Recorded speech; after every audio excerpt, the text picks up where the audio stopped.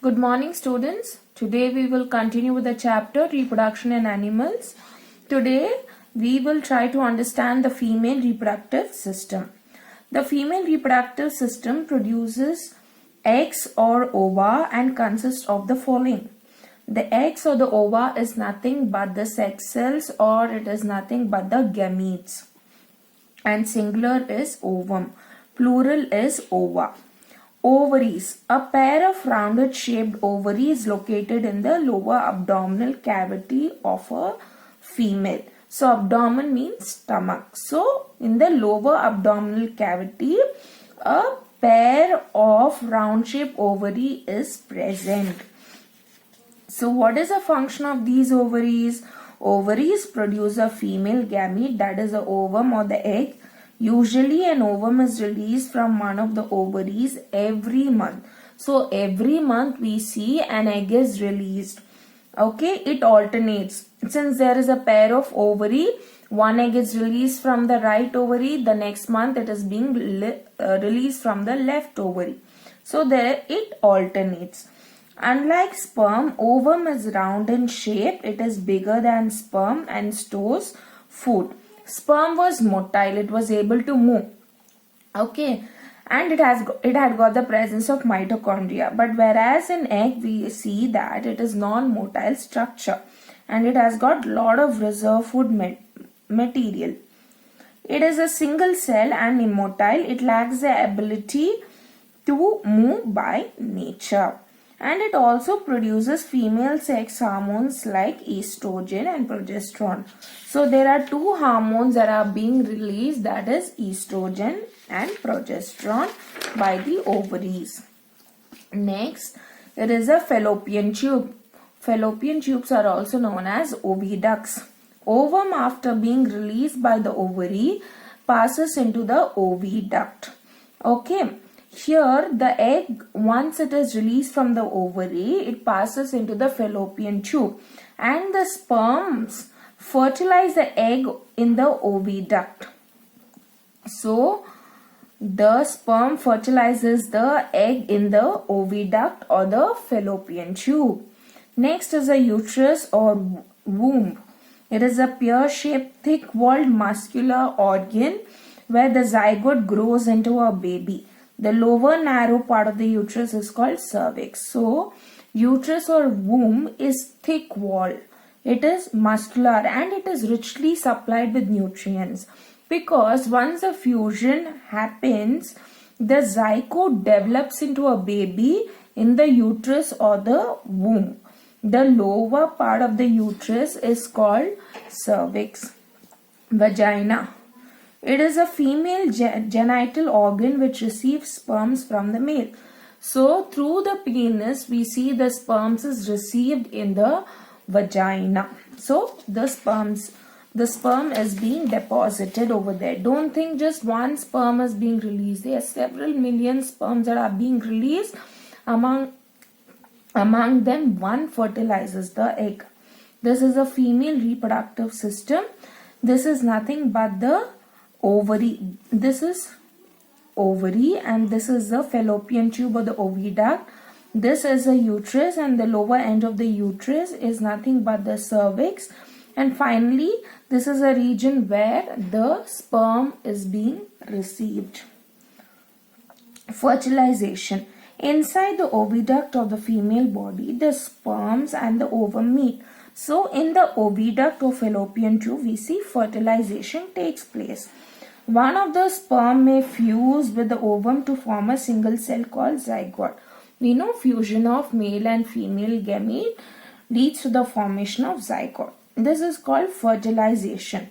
During this process, the nucleus of the sperm and the nucleus of the ovum fuse to form a single nucleus. So the nucleus of the sperm and the nucleus of the egg, they join together to form a single or just one nucleus.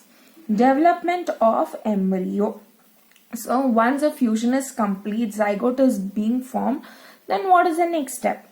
After fertilization, the zygote moves down the oviduct and divides repeatedly to form a ball of cell. Now once a zygote is formed in the oviduct, slowly the oviduct has got the presence of tiny hair-like structure. Okay, these hair-like structure pushes the egg into the uterus or the womb. As it is rolling down, the cells are dividing to form a ball of cell. This structure is called as an embryo. The embryo reaches the uterus and get embedded in the wall of the uterus. So the embryo, once it reaches the uterus, what happens? It gets implanted or embedded. So this uterine wall is richly supplied with blood vessels. It has got nutrients. This is called implantation. The embryo getting attached to the wall of the uterus is called implantation. Then the embryo gradually develops different body parts such as hands, legs, head, eyes, ears, etc. The stage of the embryo when all the body parts can be identified is called fetus. Now, the stage of the embryo where you can recognize all the body parts is called fetus.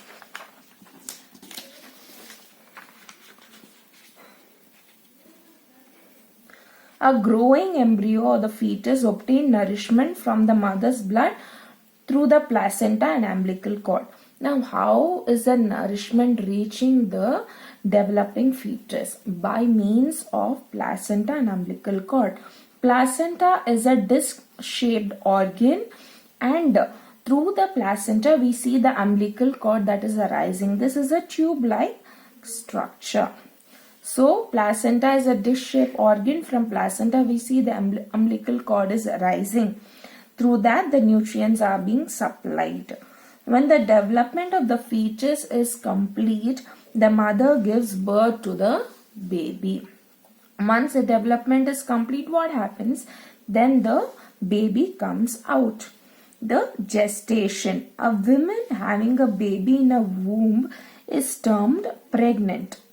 The period between the fertilization and the birth of the baby is called gestation period. An important question for 1 mark. What is this gestation period? The period from the fertilization till the birth of the baby is called gestation period, and it is normally about 40 weeks or around 9 months for humans. Childbirth. On the completion of gestation period, the baby is delivered. Either natural childbirth or labor can last for several hours and may be very painful for the mother. Okay, normal childbirth causes severe pain during the childbirth. Sometimes complications may also arise which may need surgical delivery to be performed by the doctor to take out the child from the mother's womb surgically. Sometimes, the umbilical cord might get coiled up around the baby's neck. So there are few complications that arises during the childbirth. So that time they go in for the surgery.